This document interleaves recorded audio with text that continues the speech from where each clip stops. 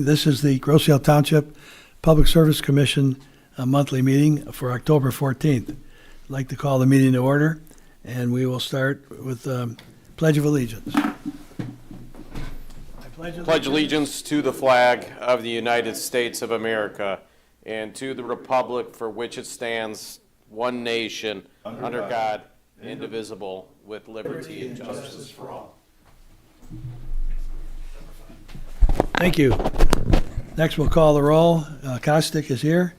Kennedy. Here. Lance Schmidtke, a member of the commission, is excused for this evening. Pedestris. Present. Biddle. Here. Stanko. Here. And Kevin Flavin. Here. We also have in attendance our township manager, Derek Thiel, our wastewater treatment plant operator, Ryan Walsh, and John Keim, our infamous Director of Public Service in the field. Well, welcome, John.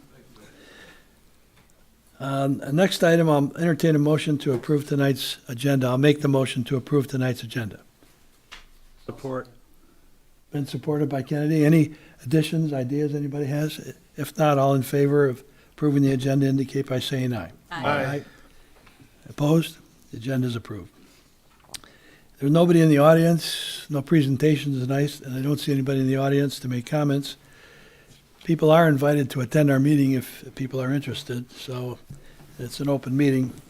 Next item we have is approval of the minutes of our September 25th, our September meeting for 2025.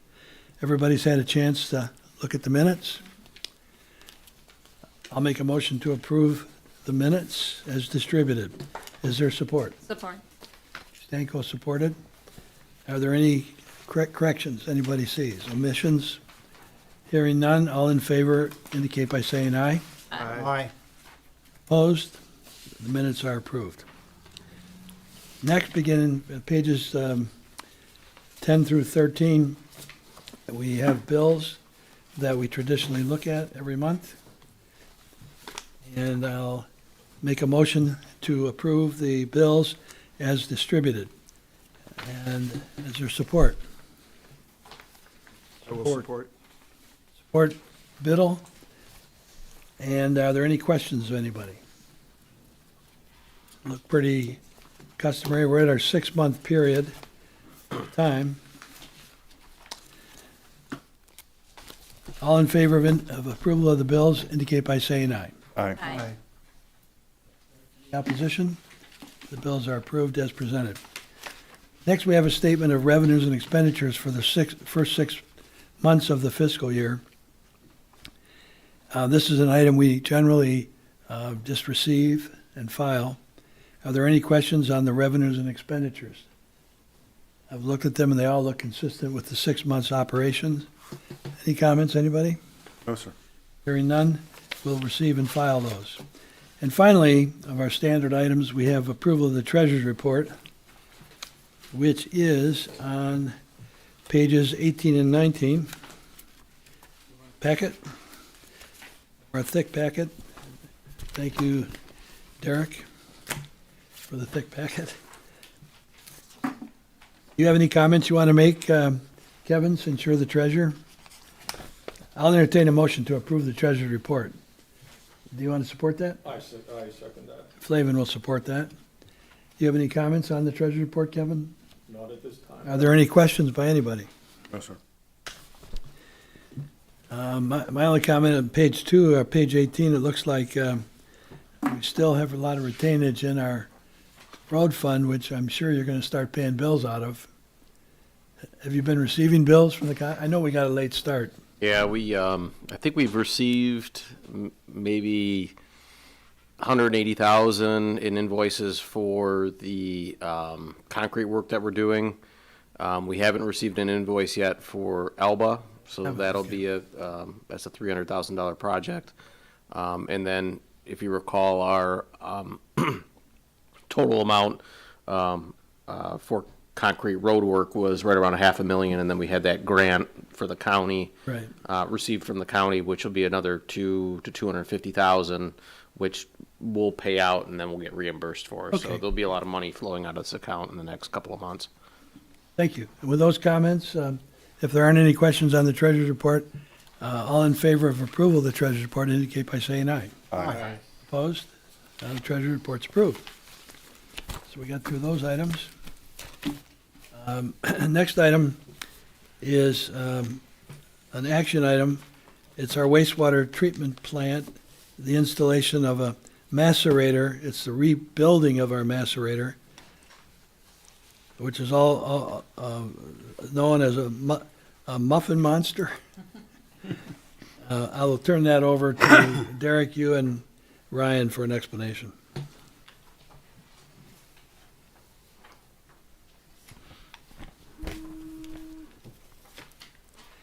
I should read the resolution. Is based on the recommendation of the township's wastewater treatment plant operator, which is Ryan. Our DPS Commission hereby recommends to the Township Board the award of a contract to Solberg Knowles for the rebuild of the existing EQ Basin macerator at an expense of $59,174.21. And this was a budgeted item. We budgeted, I think, $60,000, so right on target with the quote. Hello, everyone. Hi, Ryan. So at the last meeting, you guys requested a breakdown of parts and labor on this. And we can either do a renewal, which means we just replace what's needed. And then so pretty much we pull our unit out and they'll come and just replace the parts. And then obviously there's labor expense for them to replace all those items. And then we're responsible for lowering it in place. That's $59,174 and change. And the other option is where we would just receive that unit already put together and with all the parts, and we would actually get a new hydraulic motor, 11-to-1 reducer, and a new spool piece. And that now for option 2, we don't need labor since it's already all together, and we would just receive it as the unit, and then we would just lower it in. Now, essentially on both these options, I talked with them.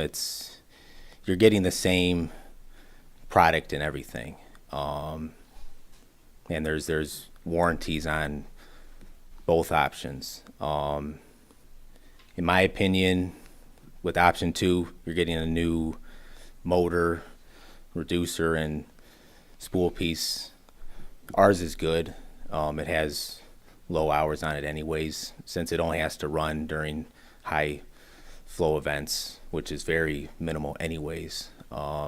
So between the two options, it's about, let's see, maybe $15,000. So I would recommend option 1. Which is the replacement. Yeah, look at it. Yeah, you're getting everything, and Rebuild. you're getting the rebuild, which is all you need. I'm glad you explained it. Yes, oh, sure. I had a question. Yep. The letter that he sent that came from Mr. Colino Yeah. said that it was not recommended for this system to get the rebuild. And then when I look back over the contract, it was like they don't cover anything after, they say they're not responsible for any kind of warranty or any kind of, am I reading that wrong?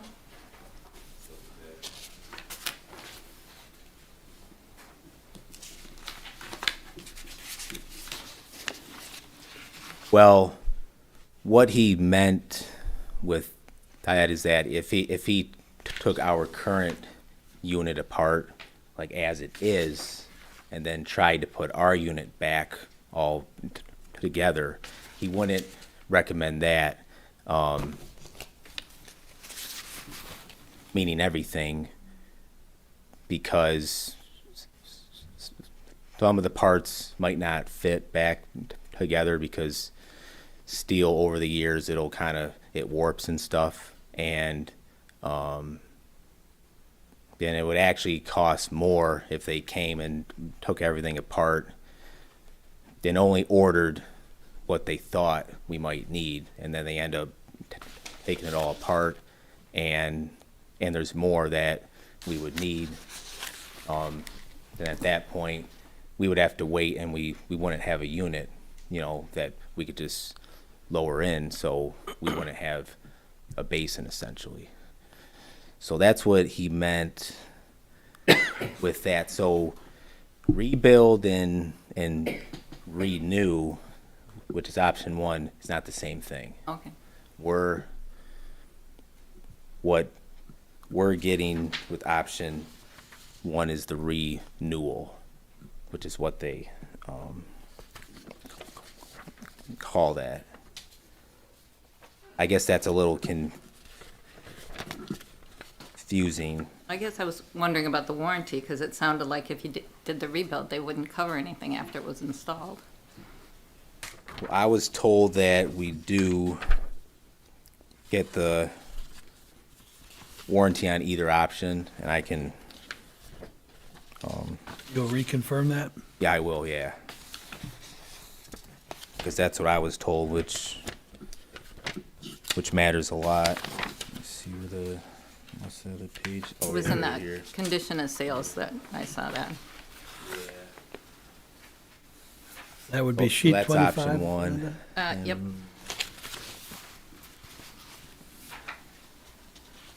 I guess I would Down in just, 3 and 4, I think it is, 3 and 4. yeah, if you went with option 1, I'll just have to have a, reconfirmation of that we get a warranty on either option, have that in writing, So, just to summarize, in his letter, he's referring to, I guess there's 3 options here. There's a rebuild, a renew, and a new. And he's referring to the rebuild, which he isn't recommending, but what we're going with Exactly. is the renew Oh, okay. option. Yeah, Okay. exactly. Well, you answered a lot of the questions while you were telling us, but thanks. Yeah, it's a Ryan. little confusing, but basically, we just want to make sure that we get the warranty and that we're replacing what's needed, and then because this unit only has to run when we fill the basin, so Right. that that's the way I look at it. Everything else on it is fine. We run it every day for like a minute, just to flip it on. So I think we're good with the renewal option. Well, it has an intriguing name, that's for sure. Yeah, That's a good question. Muffin So he's Monster. going to pursue that. And I have a question. You mentioned earlier in your comments that it only runs infrequently, especially when there's high flow. And this is the terminology I would use to simplify it. It's a grinder, right? It's a grinder system. basically it's a grinder, which is right before the EQ basin. So all the flow that ends up in the basin has to go through this unit. So basically it's a grinder with big sharp wheels on it, and Is this only water that comes through the EQ basin? yep. And don't we have a grinder on the regular system where the regular? On the regular system, we got our flex rake Duparen system, which is more like it's a conveyor That's system where okay, that's the system we installed a few years ago. yeah, it rakes the bar screen, brings it all up, puts it in a hopper. Those are basically any solids set up there. Yeah, or rags or anything, and that thing works great. So, yep, Okay, so this is for the EQ basin. only the EQ basin, and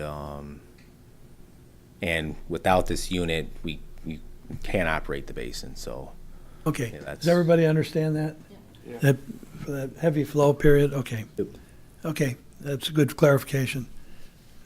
Do you have any other comments, or can I open it up to I questions? mean, I'll just make sure that in writing, we get the warranty on either, you know, I remember I emailed him about that, and he's like, yeah, we get the warranty, but I just want to Probably have that in the writing. boilerplate kind of thing. Yeah, and then I'm gonna hand this off to C Reigns, and they'll, because they're also the sole source provider of this, so, so Reigns will need that to just, make the purchase. It's hard to read on, Yeah, it's kinda hard to. Yeah, yeah. yeah, it was in there, yeah. Okay, are there other questions anybody has? Lenny? Ray? If I can, my 2 cents is, for the 15,000, why wouldn't you go new? I guess you could. You know, I understand the recommendations. We definitely appreciate your expertise. I'm not trying to challenge you at all. I'm just saying for the, even though the duty cycle of use is not severe, for the amount of money, the investment, I think, is well worth it for the long term, as opposed to being, I don't want to say short-sighted, but short-term decisions versus long-term that may bite us 5 or 10 years down the road. And it might. That's just my point of view. And it might, because with all new, you're getting that new hydraulic motor, you know, and all that. And if, you know, if you ever had an issue with that, even with the renew, if you went with that, like, let's say, how many years from now, now you'd be right back where you start. Yeah. Yeah, I'm trying to think long-term. And, you know, a lot of folks, especially nowadays, it's, if I can save 3%, we're going to be short-term, and that ends up biting a lot of people down the road. And for the delta in price, it's not that much. It's really not. Hey, Ryan, I got a quick question about that. So if you look at the renew option, that quote, there's labor that's been included in that price. In the new unit price, there is no labor that is included. Now, I would assume that there is some labor that's necessary to pull the old and put the new in and do whatever's necessary to hook the new one up. Is that accurate? So, Well, that's on us. okay. We're responsible for that. In the back there, we have a crane, which is only for this piece of equipment. So we would have to rig it up and lift it out and then put it in. So So you guys are that's capable. all on us. Yeah, exactly. You would be capable of doing that? Yep. Okay. So that's why with option 2, there's no labor. And I asked about that. Well, how come there's no labor in the second option? And that's why, because basically we get the unit and then we just lower it right in. Right. So So you have a crane in the EQ basin? it's in the back there. It's outside. Yep. And unlike the elevator, it works? Yes, it does. We're actually repairing it. The pendant, the controls, you know, it's not working. So we're getting that fixed through Royal Arc, actually right now, but that's not an issue. We'll have it. So, yeah.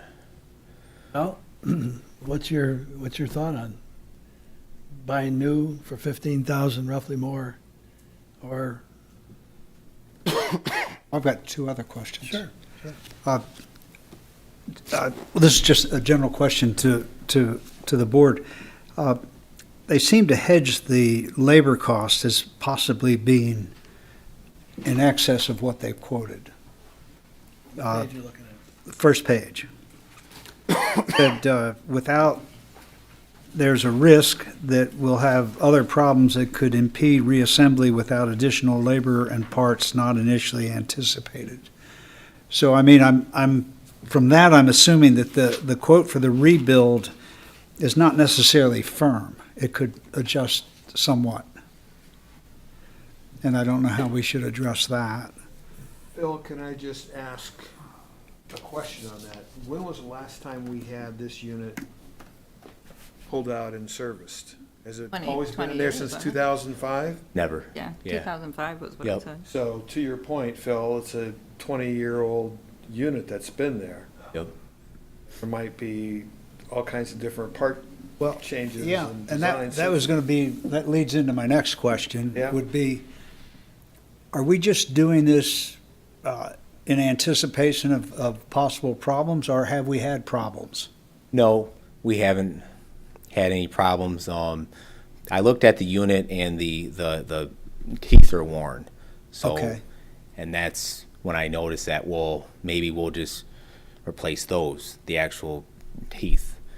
And then I contacted them and they said that if you were to only replace those teeth, if you tried to take the whole unit apart, you know, you might run into issues where we can't get the thing back together, which is why we need all this stuff. Seals and all the rest of Exactly. that So stuff? Yeah. actually, originally, I was just hoping on just replacing the actual teeth, and then they recommended that they won't, like, just only replace those teeth because they've run into problems where they yank the thing out and they take it all apart and they try putting it all back together and it's not going together, and then they got to order more stuff, and now you don't have a unit.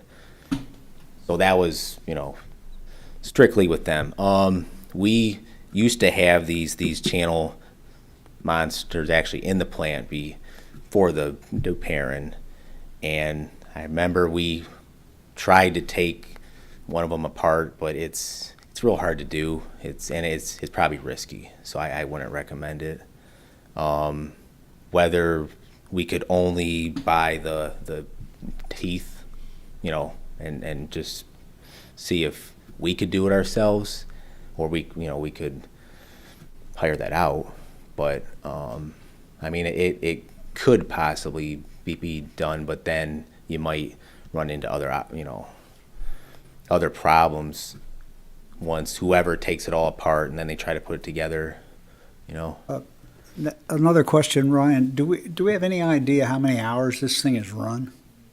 I could look at it, yeah. Does it have It's an on the hour meter SCADA. on it? Yeah, it's on the computer. Okay.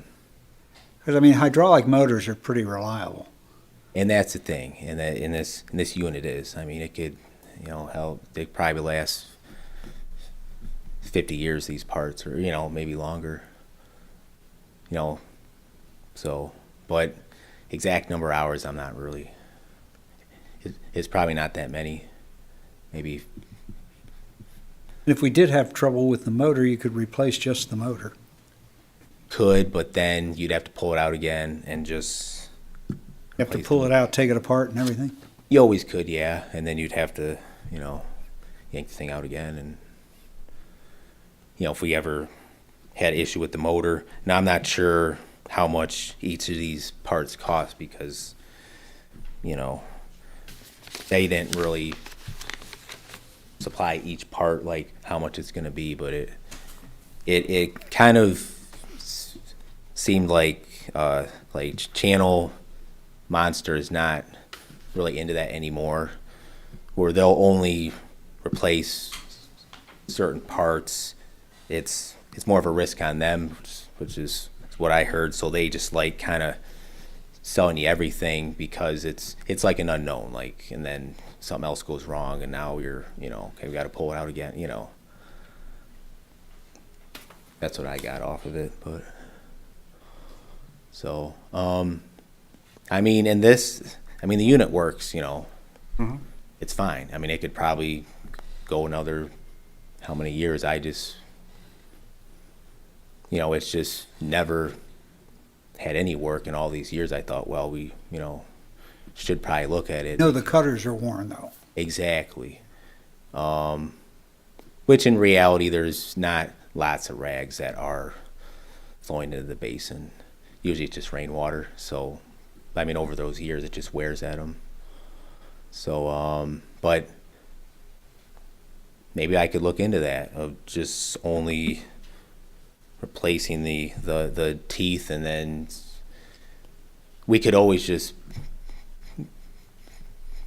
pull it out ourselves whenever we wanted, and I could try contacting like a contractor, you know, just seeing how much, if they would be willing. Then you get into the problem where you got two contractors, and whose fault is it not working that's right. properly? So I'm not really in favor of you go in that direction. Right. So Lenny brought up an interesting question, and I wonder, Derek, from a budget standpoint, we have the money available. We've got all this new equipment at the wastewater plant. If this is the problem, 15,000 seems like a very minor amount of money compared to what we've invested already. If this is a problem, should we, and this other unit's been there 20 years. Yeah.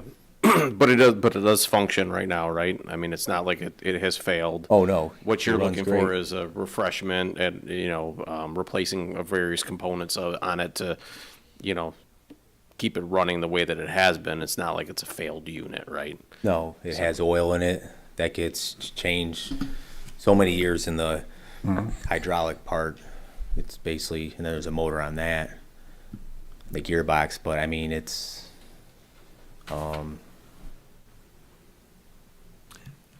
I guess it's, and they said that with either option, you'd be good for, but it's like you said, I mean, maybe that hydraulic motor and that could go next year or something, and Yeah, my now you only- gotta do it, Yeah, so. my only point for the Delta 15,000, I'd rather bet on 20, 25 years versus 10. And you're getting a whole new, new everything, and then there's no labor, so. They also claim the new motor is more efficient and better. They say they've changed it out somewhat. Yeah, I noticed that I don't too. know. I mean, they indicate that it's, Yeah, the that new was wet right. unit improved Yeah, the hydraulic wet end of performance the- over the existing head loss. Yep, the new wet end of the system has improved hydraulic performance over existing head loss. Yep, boost over the unit, which we have today. Yeah, But there's no warranty stipulation in this package that they gave you on the. I guess new I unit. need that in writing. Yes, because all it Yeah. just says is it's going to be provided to you at time of shipment, not here's what it is, 1 year, 2 year, et cetera. So we're gonna need that, right? Get that. Yep. And then the think only they- other comment that I would have is there value on this old unit that this company could credit us back if we give it to them, because we don't need the old unit, right? And they might be able to Yeah. rebuild it and resell it. Sell the next renew. Yeah, There should be so- a core.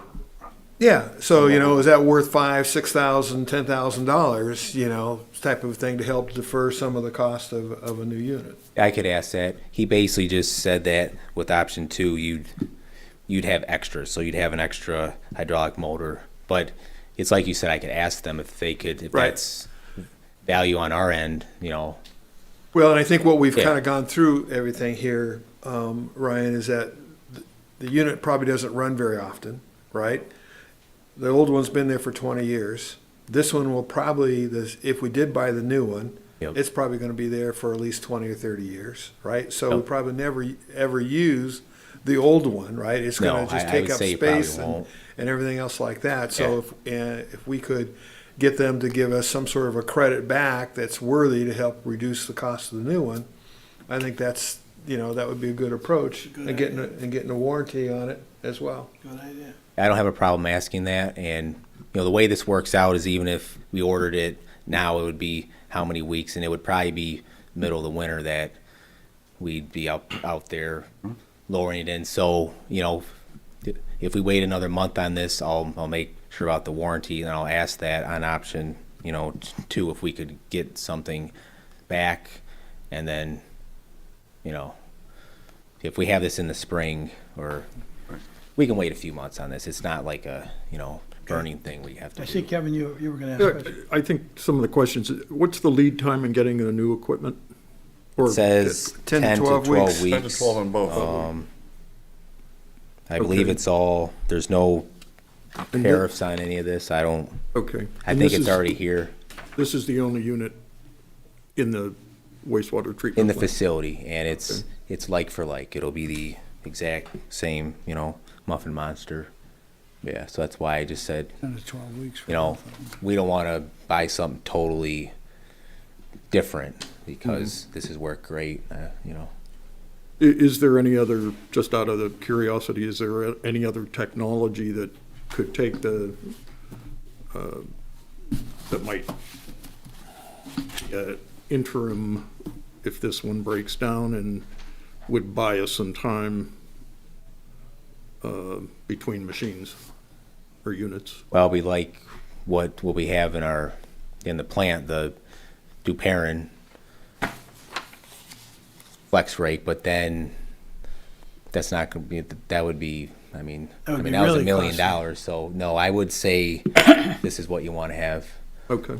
And I don't think there's any other technology that would really benefit this than just, Was you know, your, the was grinder. your question more about like things that we could use if this thing failed while, Right, yes. yeah, the way that it operates, I don't think that you have an alternative. No, you really don't. It just macerates rags or whatever that ends up in the basin, but Would the system totally shut down and clog up without this? yeah, it would. I believe you would have to ride that sewer over there a little higher and then it would have to go over this unit and not receive the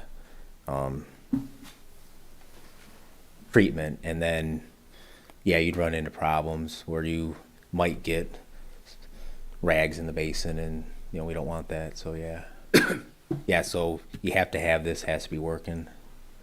Thank you. Yep. Any other questions from anybody? So, I don't even know, did we have a motion for approval on this? I just read, all I did is read. I don't think I don't have a motion and I don't have a second. So would it be reasonable then to have him go back and ask the questions about the warranty issue, and also if we could get a rebate, if we can buy new, if we could get some kind of rebate from them? Those would I'll be the do two that, yeah. Those are the two questions, I think, right? Yeah, try to get some kind of core credit. Yep. Oh, So table it this evening and then, Yeah, that's bring fine. it back up in November. Yeah. and so Derek, if we were to go the 75,000, I know we budgeted 60, but I know that fund, the capital fund for the wastewater plant, every year, Kevin, you're new here, but every year we budgeted around $300,000 for replacement parts. Now, hopefully that'll come down because we got all this new equipment there. But we have the money if we were, that 15,000. Yeah, I don't think the $15,000. Not would an be, issue. An issue. Okay. All right, is everybody in agreement that we'd like to explore these two alternatives? Sure. The warranty issue and whether we could get a rebate? Everybody's in agreement? Yeah. Yes. Okay, so we won't take any further action on it tonight. Thank you, Ryan, for answering our questions. Thank you, Ryan. One final question. In terms of size, you're standing at that podium. How big is this piece of equipment? It's probably 4 feet tall and 4 feet wide. They had that identified in here. It's in there? Okay. It's a big unit. I think So it's as one of the water largest ones. Process through it, Yeah. everything goes through there. Okay. It probably weighs 2,000 pounds. I mean, it's big. So, you know. Okay. Yep. Eric, you're clear with this? Yes. Direction? Yep.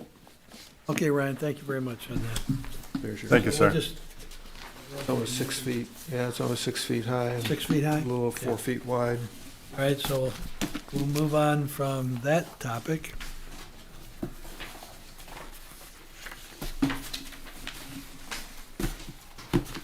Okay, the next item may be a lengthy item. It's called the Water Asset Management Plan Project List. You recall that Maria go ahead.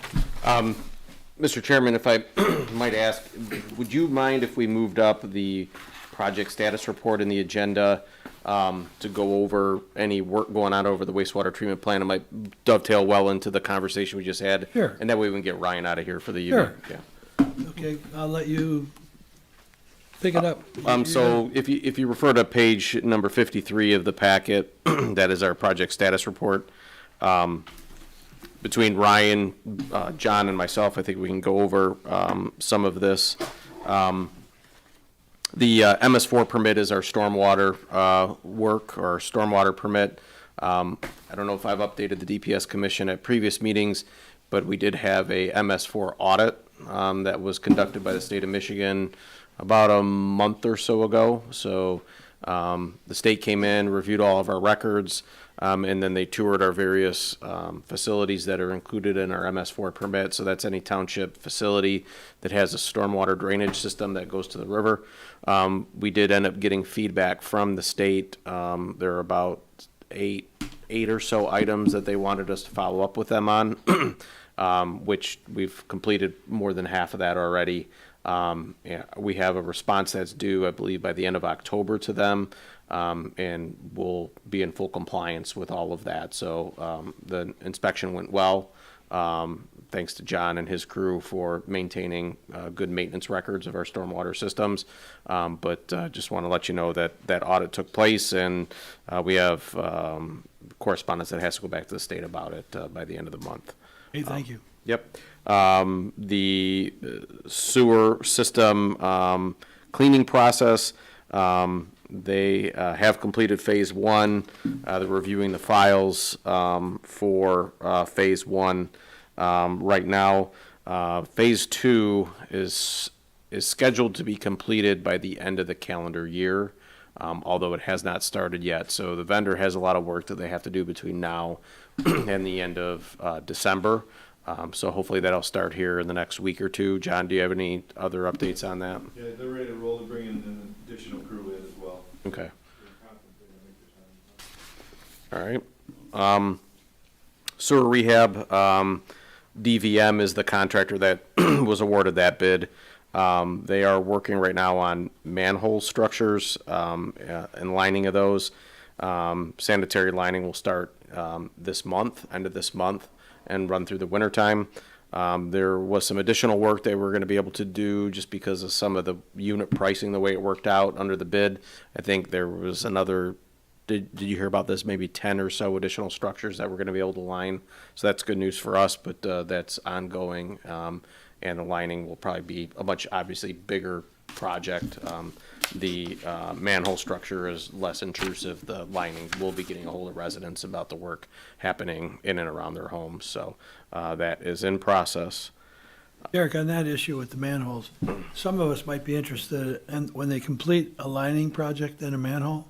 I know I would be, and I'm sure several of you would be interested in looking at it when they're done, so we can see what they've done. So, John, will you keep that in mind? And maybe, well, at our November meeting, you can let us know where we could go look and maybe make, Happy to take you out there and show you, Bill. okay, well, we You can, may want to go down into one too. sure, Confined space entry train. as long as it's big enough. Anyway, so that's just something, Yeah, if you recall, I think we did a field trip with the water main project out over in Meridian, yes. and that was fairly interesting, I think. So, And then the final question I have is on the lining, the sewer lining. Do you know where they're gonna start? I do not. Do you know where they're looking at starting, John? Talking around the church and Park Lane area. Okay. And if you recall, there was work going to be done all around the community, so they're going to be hopping from location to location. But They'll be here in our November For meeting too. months. For They'll how be here long? for a few months. Yeah, so maybe at that time you can let us know where we might go and witness both the manhole and sewer lining. the PPC, which is the Performance Certification Plan for the plant, that was submitted to the state.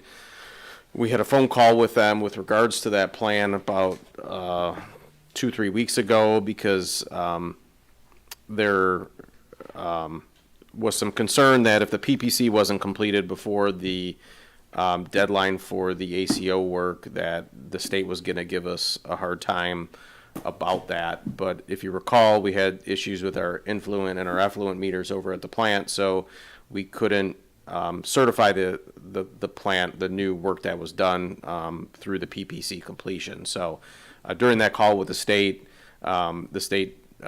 indicated that they didn't have an issue if the PPC wasn't completed by the construction completion date for the plant under the ACO.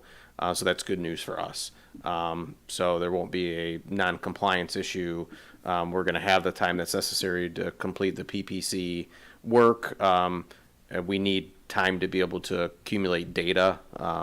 And in order to accumulate that data, we need the influent and the effluent meters working for us so we can track the flows into the plant to make sure that it operates as it's intended. So I know that's a long explanation, but I just want to make you aware that there isn't going to be an issue with the ACO compliance. The state is willing to work with us on that. So it sounds like the influent meter was installed. Ryan, does that sound about right?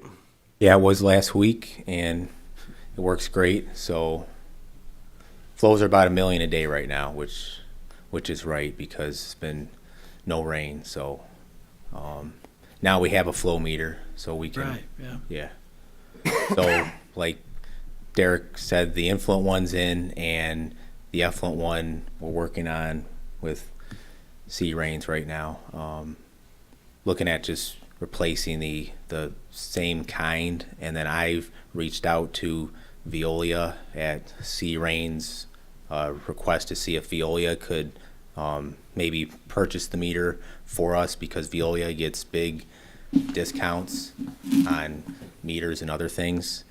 That seeing if they could help us out with that. So I'm waiting to hear back on all that. Okay. Asset management plans for the plant. Right now, we're in the reporting process, and we're required to report. That was all submitted and taken care of. NPDES permit was received from Eagle. We talked already about the influent and the effluent meter. So Rains has filed for a Part 141 permit for the effluent meter, and then like Ryan said, we're looking at various purchasing options for that and bidding options for that.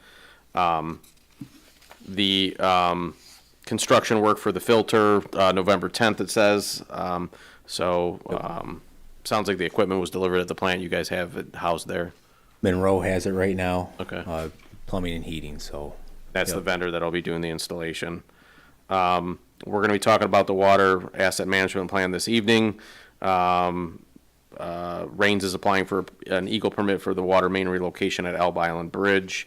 And then the water system reliability study, we've provided them everything they need, so they're just looking to complete that project. Ferry Road pavement, that's all complete. Elba Island pavement, that is complete as well. We're looking at having them schedule that additional work we had talked about at previous meetings. And then as far as concrete sectioning, we've got about $200,000 left of work to do. So we just painted up various locations, I think new locations on Tuesday. So we're going to spend to the limit of the budget, and then, hopefully we spend it all before the end of the construction season.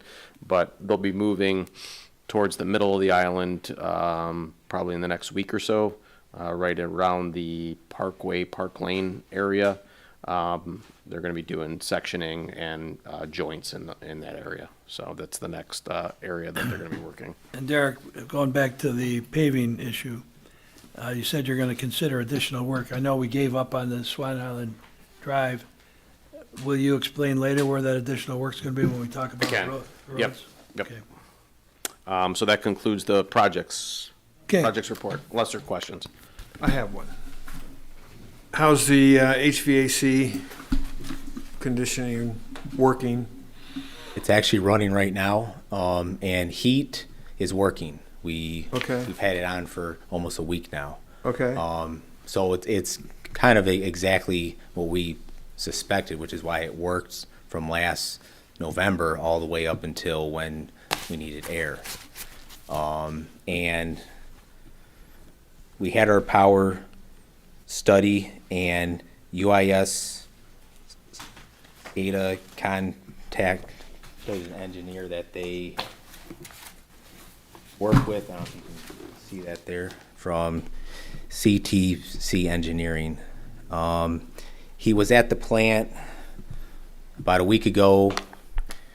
He looked at our transformers, which are in the yard there, and one of them's really old, the other one's newer, but he said that we own those, and he said that we have the poles, those transformers on the poles are also ours, but then after that, it's DTE. So the lines are DTE, but apparently everything which is on the pole and those transformers in the yard are actually ours.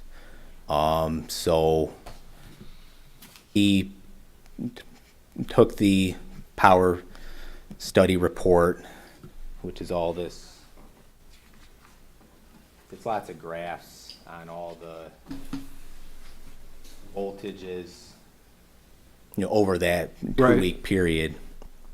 And he was pretty much, he recommended that it is suspected that the harmonics are the cause of these trips and that the harmonics are internally generated by other VFDs in the plant, which are affecting the unit on the roof.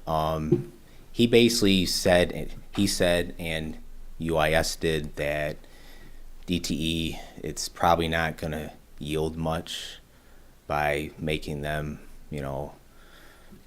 pay for basically anything. That was what I got out of that. And he recommended, which is what we kind of suspected, if we install, it's called a Sentry filter model. I provided him with the as-builds for our HVAC unit on the roof, and he expected this because this is our unit on the roof. So he recommended what we needed on exactly what we have up there. And it looks like it's about $1,400 for this unit. So it gets installed ahead of the unit, which is on the roof. I believe it's installed between the MCC bucket, which is in the room downstairs, and then the rooftop unit, so that if you get a spike, it just smoothens it out, and that it won't affect the VFD, which is in the unit. He said, and I know this, that on all these equipment, it's called a variable frequency drive. We have them in the plant, and they are very sensitive with all electric, and if and basically all your newer equipment, it all has these on them, and there's really no way around, unless you install one of these before each of those pieces of equipment. Now what's weird is that our new screw pumps have VFDs, and those are brand new, and we don't have any issues with those. So it is weird. Now the screws are more like in the middle of the plant, so maybe that's why there's not as, because And do they run constant? yeah, Yeah, and that's And probably the issue. yeah, Once they are up and running, drawing power on a then constant you're basis. not gonna have the problem. Versus the frequency of Yeah. hard starts on the AC or the heat, especially. But I mean, it looks like for heat, we don't have the problem. It's only AC, which, because it needs more power, and Yep. so as of right now, we're okay. We have the heat on, but we probably have to install this before next year. And I'm gonna hand this off to C Rains and just let them look at this, just making sure that, okay, obviously that's what the unit costs, but then I don't know what else you might need, or Installation. You're who's gonna need- install it, Yeah, whether you're gonna we need an have our guy, electrician to install it. or, maybe it has to go out for bid for this, but, Yeah, but unfortunately, it looks like DT is not much of a help with this. That's what I got, and what everybody has been saying, so. well, the HVAC system, just from a record standpoint, we spent how much money on it? About $800,000. How much? $800,000, $750 to $800,000. Yeah, so $1,400 plus maybe another $500 for labor is a cheap insurance to prevent her from getting blown out. Yeah, because this will smooth any kind of power spikes that come from those old transformers, and it's going to be cheaper than replacing transformers to clean up that energy load. Yeah, and actually our transformers, this engineer, he looked at them and he said that for the age, they look good, so I would just leave them alone. I would just recommend this, and then, hopefully that's a fix. Good question. Thank you. Good question. And it sounds like you are on top of it. I didn't know all that was going on. When you talk about, I'm just going to say this for everybody's sake, when you talk about spending hundreds of thousands of dollars for the AC system or the HVAC system, remember, we're moving air through very damp environment in basements, lower level basements with high water moisture content. We're moving air through stagnant areas like the EQ basin, that huge area, and through with all these chemicals that are being added in. So we're moving air to keep it safe, to keep things functioning. It's a very complex system. And it was all approved by the state as part of our Part 41 approval process. So it's all necessary equipment. There's a lab there too, so you guys have to have a Oh, in the certain lab, I amount, forgot the lab. certain amount of turnover of the air, filtering of it and whatnot, so. But if the air was not moving, wouldn't it become very dangerous? Oh, absolutely. Yeah, Whether you're near chemicals or whether you're in the lower level, Right. where the water comes in, and, yeah, it'd be very dangerous, so, yeah. Okay, so, are there any other questions for Ryan? You're gonna pass that on to, Rains and they'll take it from there, okay? Then I'll let them handle it, and then we'll just, Do you wanna update them on the sludge pumps? Cause I know that's Yeah. another outstanding issue. sludge pumps, we were waiting on a quote from Wemco, who made the original pumps that we ripped out. And I'm still waiting on that quote. I was supposed to have it this afternoon, but I never got it, but more than likely I will this week. Because the new tank, it is operating, we're moving the sludge. However, those pumps, we have them on timers where they run for maybe a minute or two, but then after the minute or two, they have problems where they lose prime. So we are operating, but those pumps are still not working how they're supposed to. I mean, when we had the Wemcos, we would turn them on and they would just run. They would just, pump whatever it was. So we are gonna get an estimate for replacing one of those 3 pumps, which are in the room there from Wemco, seeing how much that costs, and then try to negotiate with Kennedy on refunding us the money for at least one of the pumps, so we can purchase a Wemco, have it installed, and then confirm that everything works how it used to. So once I have that estimate, we'll kind of start that, the negotiations of that. yeah, So this is something we've talked about in the past. right. So I'm a little wondering where we stand then. You're So still soliciting a price? as soon as we get a quote from Wemco, then we'll go back to Kennedy and talk to them about pulling one of their pumps out and getting a refund for it, and see how that conversation goes. And then hopefully it goes well, and if so, we'll utilize those funds to install that Wemco. And then if that Wemco works, then I think we got a pretty good case that the other 2 pumps have to come out and be swapped out as well. So stay tuned, more to come. But I mean, I will say that, we've been working on this for probably a year and a half. Yep. I'm more than trying to that. work with Yep. Kennedy to get their application, to work. And keep in mind, Kennedy is the one that designed this application, and they assured us that it was going to function the way it's supposed to function.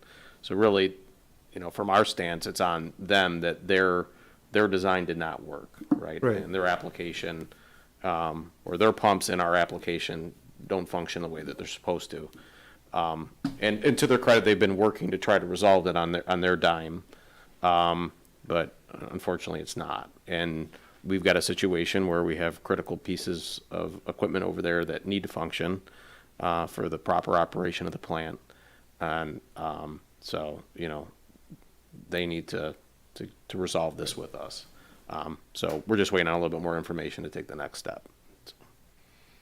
And speaking of sludge, at the same time, the company's they're emptying the sludge. right Yeah, now? they were actually there, at 10/1 they wrapped up, so they were just there for about a week and a half. Oh, and they're done already? Yeah, Okay. because we were only halfway on the storage, so, and that went well. So that will go out for bid like late winter next year, and that, but it's good. Okay, good. Got it out, got it over the bridge. Yeah, right. All right. Any other questions for Ryan? No, I Thank you. just want to thank you, Ryan, for doing the follow-up on, the HVAC issue and as well as on the sludge pump. It's good to have you on top of this stuff, and I appreciate you having all the information ready for us to go through and revisit, so thank you. Yeah, no problem. Yep. That's good. Okay, That's all I have. you've been on the podium for an hour, so that's good. Thank you. Thanks. Yep. Okay. Next item on our agenda, we're going to have a general discussion on the water asset management plan, and Derek's going to comment. You did receive a packet, and as some of you walked in, just like I did with Derek earlier today, I said, I'm getting old, I can't read that small print. And Derek, you want to give an explanation, and you have a bunch of sheets in front of you, that's what we're going to discuss today. Yeah, so, when we went to an electronic packet, when the information gets uploaded into the portal, we lose control of the formatting of it. So the system that we use reduces all these pages down to a certain size as it compresses the documents. So that's why this information was so small in your packet. It took, the pages and shrunk them down to the system's, manageable size. So what was provided to you was hopefully a more visually appealing and easier to understand and read packet of the same information that was in the portal and in the packet that you received earlier or late last week. So you can disregard whatever was in your packet, throw that out because it was hard to read, and then just continue to use the one that was provided to you tonight. Okay, so I'm just going to say this, and then I'm going to turn it over to you. What we're going to do is go through this today and let Derek and John explain it to you. We're not going to make any decisions tonight or probably this year. This is a heavy topic that we're talking about. There's going to be a lot of times for us to discuss it, particularly next February and March as we talk about budget issues. But this is what I hope tonight, one of the things we'll accomplish is get a consensus on what's going to be our program. In other words, if you recall, when Maria was here, she outlined, $25 million worth of water main projects we could take on if we had the money to do it. Well, we don't have the money to do that. But what's critical, and John and Derek have tried to boil it down to the second page here, which is a sheet that lists some projects that they believe should be our priority. If I'm saying that right. I'll let you take it from there. So we're just going to talk about projects tonight, and he's going to explain what's in the packet for your consideration. So it's your show. So, thanks, Bill, for the introduction. As Bill had mentioned, Maria gave us a 25-year capital improvement schedule, and it's very daunting, obviously, when you take a look at that. So what we wanted to try to do is break it down to the most critical projects and put together a 7 to 10 year project list, and that's what's been provided to you tonight. Included in that packet that was delivered to you this evening, on the second page, is a list of 7 different projects from that list of $25 million or so, that after the chairman, myself, John, and I believe Phil was part of that conversation, got together and kind of said, okay, of this list, what is the most critical? Now, Maria and her group did a very nice job of putting that list together and developing the criticality of these various projects. So we didn't just discount that information, but also there was additional feedback from John that we wanted to consider in other aspects that may not have been considered in the asset management plan.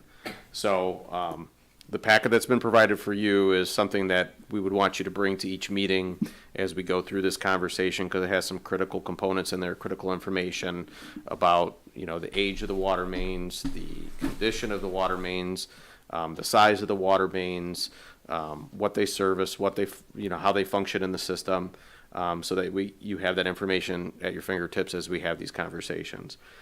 So during that meeting, we came up once again with these 7 different projects. And if you turn to page 2 of that packet, John has done a nice job here of putting together the justifications for the various projects that are being recommended on that short list. So John, if you want to go through that list, just to give an introduction to the commission, that would be appreciated, and then we can have additional conversation about them. So the number 1 project would be Meridian Road from Bridge Road north to Paulina. And if you look at Maria's list, she was going from Owen to Paulina. So the fourth project is swapped with the first project on Right, the list and there. so we changed to number 1 being as listed there, because if you were to put that piece of main in, that would give you the perimeter loop all the way around the island with a 12-inch line all the way around the circle of the island, which is very critical for flow characteristics. So that pared that number down substantially by shortening up that project. And the number 2 project. John, on that project, I just want to say, Yeah. some of you that have been around a long time, well, for four years, when we did the water main on Meridian, and I know that the one point was near Ferry, but where did we go from? We went from Parkway to Ferry, that water main? Island, Island. correct. And that was a $3 million project, wasn't it? I don't recall off the top of my head how much that It does. Just was under 3. expensive. Yes. And so we did a bond issue, Kevin and Linda, I don't know if you were on then. I think, and Ray, you probably weren't either. I wasn't on it. no. We ran out of money, so we didn't have enough money to do this section of Meridian Road that we're talking about. So that would be key, because it takes that 12-inch to Paulina. Whereas, as I understand it, when we do from Owen, which is, if you come from Bridge Road and go back, the first street on the South of west Bridge. side is Owen, and across the street from that, there's a 12-inch water 16. main. What? 16. 16-inch water main. So this is why this is critical. Okay? So that, as Bill is referring, so the piece from the north of Bridge to Paulina is 6-inch. So you've got to loop pretty much all the way around, except for that short piece of 6-inch. And then, as he just stated, from Bridge coming south to Owen, there's a 16-inch line across the street that currently ties into that 6-inch. So it's not as critical as the one to the north. And those 2 projects together were near the top of the list that Maria had, but it was one singular project, which we split into 2 to prioritize the more critical component of that one project, which is the stretch that John's talking about. Okay. Question. You're replacing the cast iron with, I'll call it a PVC, type of pipe, Correct. correct? Because, that's what you guys did down East River. I saw that. In your experience, doesn't the cast iron on the inside start to kind of rust and start to, kind of decrease in volume and diameter, so that you also reduce flow in there because of all of that characteristics? So, you know, when you're speaking of a 6-inch pipe, that was 6 inches when it was put in there. Now it might be 5 inches Or or less. 4 inches or something like that. So going to the PVC component will last for a lot longer, plus, you know, you get all the additional flow in there. Right. Yeah. Okay, thank you. Good point, Ray. And as we go through the list, you'll see that is brought up on pretty much every one of the projects, the Yeah. flow characteristics. So the next one is the Bayview Drive. And if everybody's familiar with that, that's the far south end of East River Road on the west side.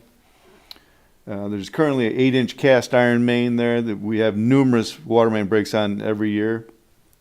And it's recommended to upgrade that to a 12-inch because you have a 12-inch that crosses over the bridge right in front of the yacht club, and then it goes to 8-inch around the East River side.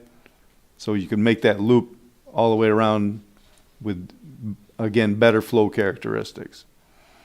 And then at the same time, the homeowner association is looking at repaving that road, and the water main's pretty much in the center of that road because it's such a narrow road.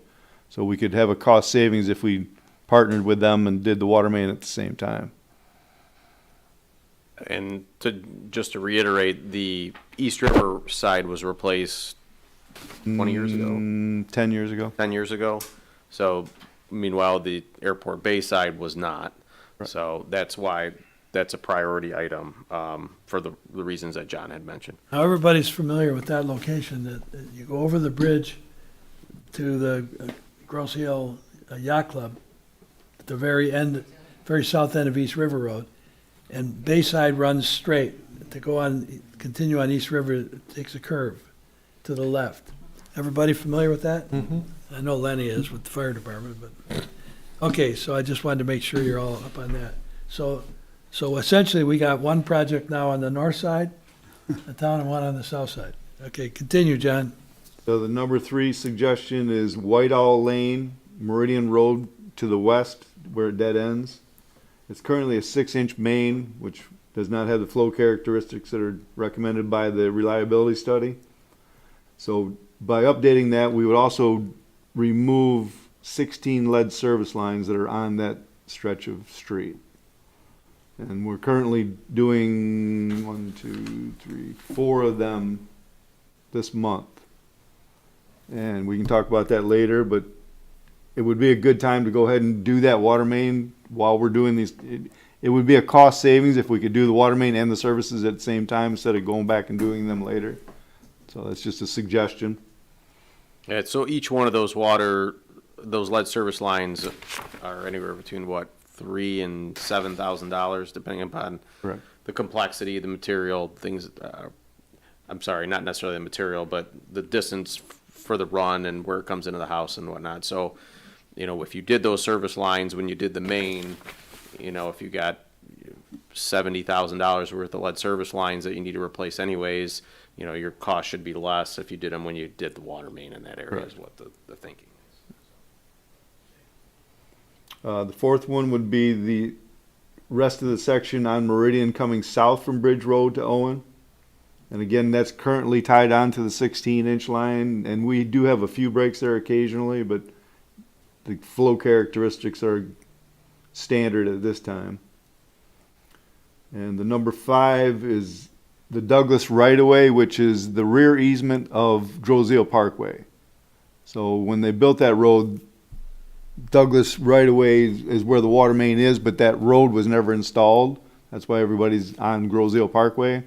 So when we get water main breaks back there, we have potential of flooding houses due to location, and we have numerous breaks on that each year. So the recommendation is to go from Meridian Road through that rear easement all the way to Chicory. And that would also upgrade your line to an 8-inch and give you the better flow characteristics. Number 6 would be Byramar Road, which is update from the 6-inch cast iron to 8-inch, and that would improve the flow characteristics for all. There's 5 dead-end streets off of Byramar to the south of Byramar, and that would greatly improve your flow characteristics there. And number 7, South Point Road from Boucher to Brook Circle. I want to say it was 10 or 12 years ago. We upgraded the existing, it was a 10 at that point. We upgraded to a 12-inch from Grow Road to Boucher. And that's all they could afford at the time. So if you were to continue that 12-inch down to Brook Circle, it would give you a lot more flow, better flow characteristics in that entire area down there. And so when I say flow characteristics, the recommendations by Fishbeck was based on a hydraulic model. So that's the reference to the flow characteristics. By upgrading those sizes, you get more volume. And so those projects were incorporated into the larger pieces of paper here, the charts. There are some changes that we need to make to that, like Haley Crescent is that Douglas right away, and then the two Meridian Road projects have to be swapped. But based upon Fishbeck's estimate of just the project cost, not including engineering, that project list is estimated about $7.3 million. And then with inflation and engineering, it brings it to about $10.3 million across a period of between now 2026 and 2033, if those projects were done on a schedule rather than being done all at once with a 3% inflationary factor. And that that complete cost is on the second page of the Fishbeck chart, which has the green and the pink on the top.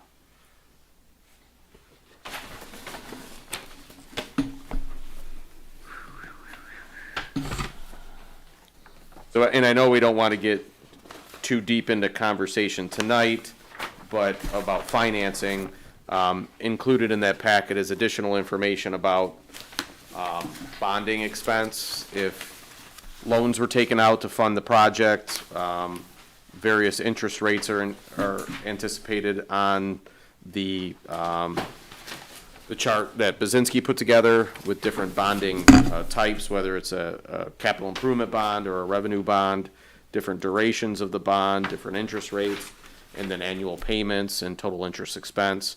So you can see on a $10 million bond, which would be enough to be able to basically pay the project and engineering, what those true costs would be across the life of the bond.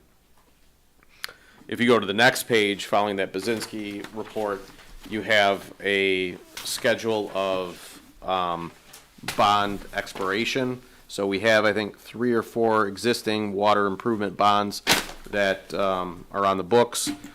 Those fall off after a certain period of time. So starting in 2026, we have a bond payment that, or a bond that expires, and that capital that was necessary in our budget to fund those bond payments, with the expiration of that bond, frees up about $200,000. It's $194,000 in revenue available to do other things with. In the following year, in 2027, we have an additional bond that falls off, bringing our total revenue available for capital improvements to $378,000. And then, as you can see, additional bonds fall off in 37. And then once again, we have bonds that fall off in 41, bringing additional cash into our budget to be able to fund capital improvements.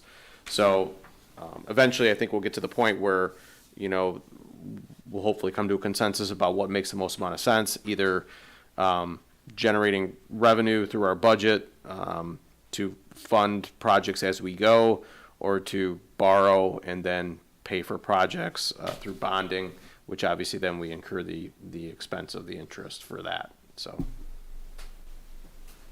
the remainder of the packet is information from the capital improvement plan, which provides detail on different projects, the water main age, the consequence of failure for various water mains if they should fail, the water reliability study, the risk of exposure, probability of failure, water main material. So all that information is available in this packet for you if you want to refer to it as we talk about various projects. Once again, we put together a short list of those projects to at least start taking a bite of that apple.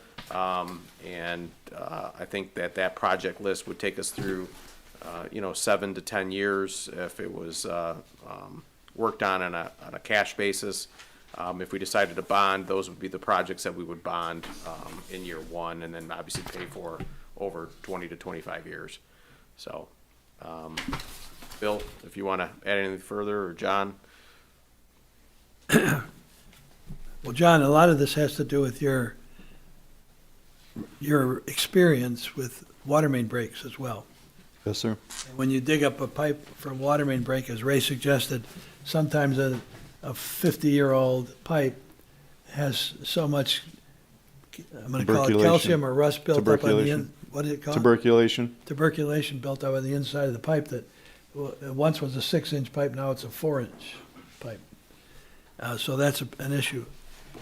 So I think the biggest, what we're going to have to come to is you're going to have to go back and look at the original stuff you got from Maria. You should have all kept that. But it's all basically here. And these 7 projects are projects that, between the staff, they feel are important, and I think the engineers agree. From my perspective, we've been given this water reliability study. We need to do something, right? You're a fireman, Lenny. And so the question is going to be, ultimately for us, is we got to hone on these projects and discuss them. And then what are we going to finance? What are we going to do? We're not going to decide that this month or next month. Hopefully, by the time we get to February or March, we'll be talking about these things. If you look at the schedule of our current amount we're paying for debt, and it's the one that, these aren't page numbered, this says Fishback page 1. It looks like this, that schedule there. You guys see this? You're looking at it, right? If we were to bond based on the Benzinski, you're going to, over a 25-year cycle, you're going to spend $7 million in interest. And that's the kind of thing we got to grapple with. If the other option is do pay-as-you-go. And if were to do a pay-as-you-go, we're looking at basically raising about $1 million, $1.2 million a year. And we have some of this capability right here, in what we're looking at. For example, if we were to come up with the first project for Meridian next year in 2026, Derek's only got $194,000 available. And that project's close to $1 million. But in 2027, we'll have 400,000 basically towards it. So we'd only have to come up with 600,000 more. And that's the way we're going to have to look at this. But it's a big challenge, and I feel that we have the reliability study. We have to do something. We're not in a critical position anyplace. Correct. And as John said, when we get to the third project, we could take care of a bunch of lead service lines at the same time. So there's a multi-benefit there. And I know that Bayside, which is the second year's project, Bayview. Bayview, thank you. They want to move forward with their own road improvements. That's a private section road, but it's a public water main. Private road, right? Correct. So, and the water main is positioned in a narrow road right under the middle of the road. So, that might be feasible for us to proceed. So, we're going to have to make some tough decisions as we go forward.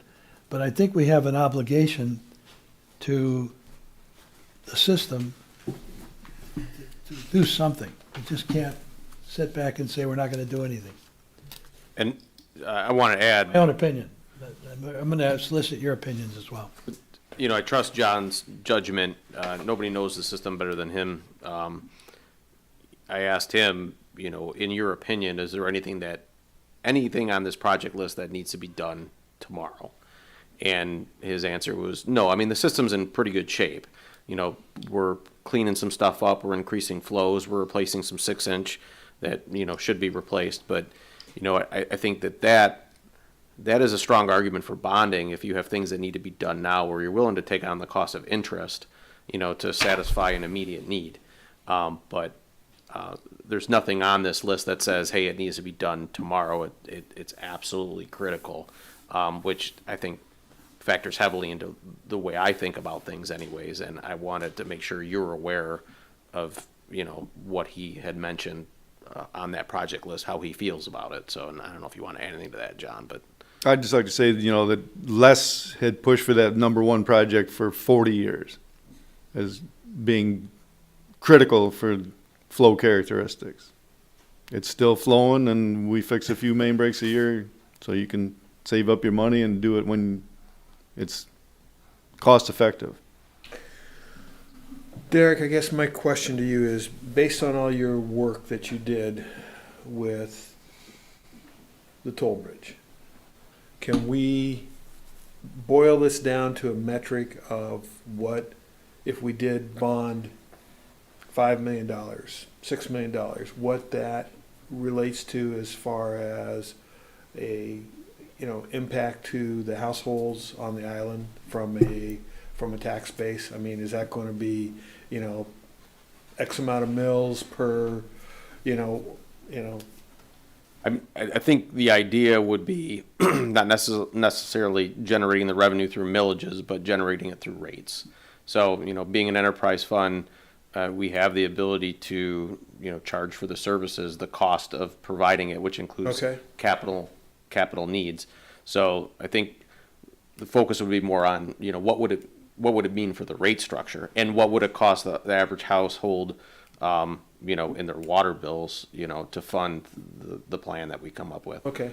And once again, not to harp on that, but when you start looking at rate structures having to accommodate, you know, interest payments, $7 million over a 25-year period of time, you know, that will increase the rates more than what you would do to pay cash, which you would have to be able to justify that you were willing to pay that to satisfy an immediate need, right? I guess is my thinking.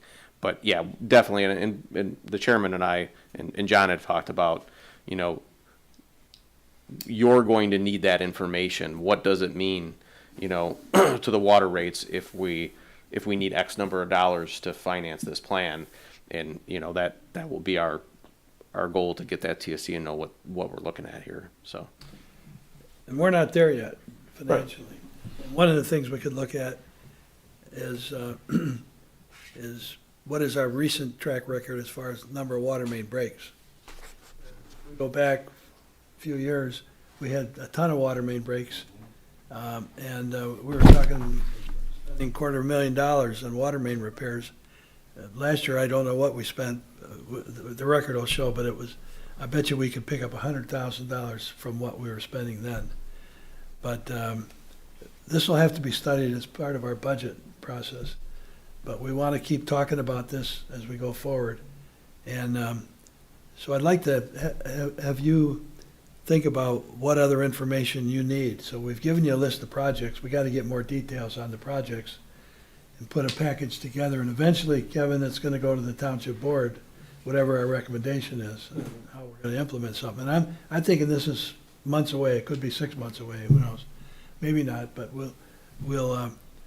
I'd just like to go around and see if there's any questions anybody might have. So we'll start with you, Lenny. Do you have any? Hey, Bill, if you don't mind, I would like to say something before you do that. Yeah. So, you know, I applaud the efforts that you guys have done in the past with all the water main replacements you've done. And you mentioned like the #1 project. It was scheduled to be on the last project, but we ran out of money. So, you know, you guys haven't been sitting on your hands not doing anything. You just don't have the finances to come up with it right away. And that's why the #1 project wasn't completed the last time, because you ran out of money. So again, you guys have done an outstanding job of moving this forward. You mentioned, how much we spent the 1 year in water main breaks. That was on Park Lane. And the minute it came to your attention, you said, okay, we got to fix this. And you replaced the main, just like that. You said, okay, just go ahead and spend $400,000 and put the new main in.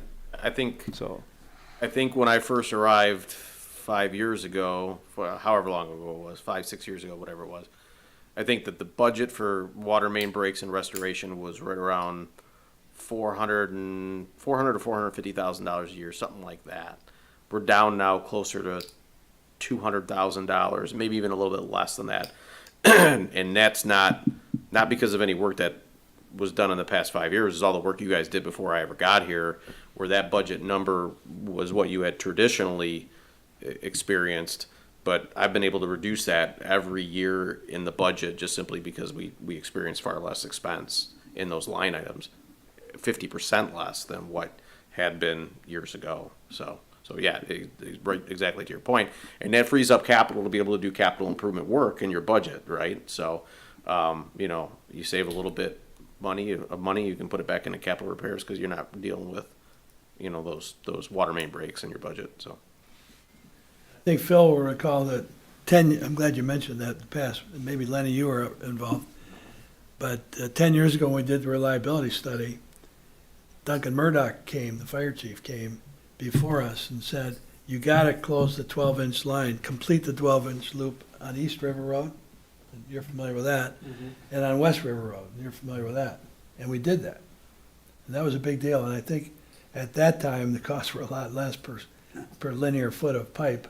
I'm thinking it was like a $4 million project or something like that, $4 million bond, which is what we're paying on right now. But so, anything else, Lenny? Some time to study it, and I've got a question. The PowerPoint presentation in here, is there a chance to get these electronically? I want to be able to zoom in and study this a little deeper. So is this a PowerPoint format, or can we get that electronically? Just so I can zoom in. Yeah, I can send it to you, yep. Yeah, I'd appreciate that. Yep. Ray, you have any- With my other position around here, I do want to study this in greater detail and have some comments for next month. Okay. Good. Ray?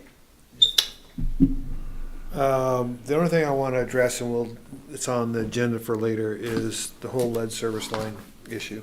So Okay, we'll come back to that. We'll come back to that one. Bill, anything else you want to say? No, I mean, just looking at the cost of the project and how it's spread out over 25 years, I just think this should become a pay-as-you-go type project. We're probably gonna have to raise rates, but we're gonna be doing this over a period of time. In other words, you bond the money, you get it now, you pay interest on it right off the bat, and then you're gonna spend it over a period of time. It would seem to me that we'd be better saving up our money, earning interest rather than paying interest, and then have it be a pay-as-you-go type project. Because like John has said, that right now, it's not like it's falling apart. I mean, it's not like, I mean, we may make a few mistakes here and there as to whether, how we prioritize the project. We may, in retrospect, wish we had put a different project number 2 instead of what we did, but it just seems to me from a financial standpoint that we'd behoove ourselves to look at this more as pay-as-you-go. And somebody had mentioned to me that, well, that the benefit of doing it all in 2026 or whatever it is, then you avoid that increase in cost year over year, of that project list, and inflation. So that's why I had Fishbeck put together, the revised budget with a 3% inflationary component. And granted, it could be more than that, but I wanted you to be able to see, okay, does the project increase in the project costs over the length of time that we would do those projects, does that increase exceed what we would pay in interest? So that's for you to analyze in the packet, but the information is in there. Well, So yeah, I mean, we could bond it and do all the projects in 2 years. Right. We could do that. And you might save some money on the increase in those project costs in year, 3 through 10 or whatever it might be. But I think what you'll probably see is that, the cost of the interest on the bonds far exceeds the projected increase in the project cost as a result of inflation, which further emphasizes, well, you're probably better off waiting, even if there is an increase in the project costs over that period of time, just through inflation. So, And but that's I in there for mentioned you to before, review. also, we need to look at possibly grants, getting some grants on this. I think, that's a possibility. I'm not good at that, but Well, I don't. He may know if there are grants, but to my knowledge, there haven't been any. I think you'll probably have better hey, we got success very with. low interest rate loans, though, on some of these type Yeah, projects. We and, got, and John and I were USDA talking about that loans. the other day, but that's an option. Grants, I think we have greater success with earmarks than we do grants, for projects. Everybody has water main projects, and we're disadvantaged because we're not disadvantaged, from a community standpoint, in our, ability to obtain grants. I think some of them are more available for more, communities that don't have the means per se, I guess, even though it's difficult for us to come up with the money as well. So, but we've had success with appropriations in the past, and, that definitely is a route that we will continue to pursue, so. Hey, good points, Phil. Linda? Anything to add? No, I'm just amazed that there's so much to do to keep up with everything. 25 years is, you're thinking and that's property, it's future development. It's great that we keep up with it. Okay, One of the questions I have is, do you know what the lowest interest rate is on the older work that's or the older bonds? I don't know what the rates are on those. I know that the finance department looks on a regular basis at those interest rates. And Bazinski looks out for us as well as it relates to what the interest rates on our existing bonds to see whether or not it makes sense to refinance them. Because obviously there's a cost to refinance, and we have to make sure that if we refinance them, we're achieving a much greater savings than what the cost is to refinance. But to answer your question, I don't know what those interest rates are. At this point in the economy, it appears that interest rates are going to come down. Inflation is still, it's probably a balance, what we pay, the cost of inflation versus what the bonds cost in interest. It makes it, at this time, it makes sense in my mind to pay cash if you can. If interest rates would go low enough, if our cost to borrow is much lower, then as a board, we might consider the cost to borrow money at that time, if rates get low enough. And I would say in the 07, 08, some of the bonds were very, very inexpensive as far as interest rate cost. I don't know that we'll ever see that again, but yeah. thank you. And on that point, Kevin, you probably noticed Benzinski's using for a 20-year bond, 4.35%, for a 25-year bond, 4.6%, and then for a 30-year, 4.8% is what he was using. And just to give you more information about that real quickly, there's two different types of bonds that are provided here. One is a capital improvement bond, which can be paid for by the revenue from water bills, but requires the commitment of the full faith and credit of the taxpayer if there isn't enough revenue to support the bond payment. So I believe there's the probability of referendum on that one, but I'd have to clarify that for sure. Whereas the revenue bonds don't allow for the full faith and credit, so that's why you have a higher interest rate. Obviously we're very sensitive to committing the full faith and credit of the electorate in any kind of debt we obtain. We just recently got done with a a very large question to the public, pledging their full faith and credit for the toll bridge purchase. So, that's the other thing. If we did decide to go to the bond route, there's different options available that, we could consider. One obviously has a better interest rate than the other, but, that's for conversation as well. Sure. All right, thank you, Derek. Are you done on this I topic? am done, yep. John, any more to add? Okay, well, I appreciate your help, John, on all this. Welcome. And, okay, so we're done with that big packet. Going back to the agenda, we'll be discussing this again next month. And the next item is we've done the wastewater treatment, the water loss report. 23.418%, on page 61 of 69. Okay. We went through the memo about the project status. Ryan, provided information about the wastewater treatment plant. Underneath the report for John is the lead service line testing results and the public notice that was included in the packet. So I don't know, John, if you want to explain all that. So as you know, each year we're required to have routine monitoring for lead and copper levels in the drinking water mandated by Eagle. Out of the 37 test results we obtained this fall, 6 levels exceeded the new action level of 12 parts per billion. So that triggered a allowable level exceedance public notice to have to be distributed to all residents. And that's including your packet. When we received the results, within 24 hours, I made contact with each homeowner that was affected, educated them on the results and how to minimize their exposure, as well as provided filtration devices for their sinks that they drink out of the most. And after that, we had a conference call with Eagle stating that we had to go ahead and do the public notice within 24 hours and some additional testing that's going to come along with that.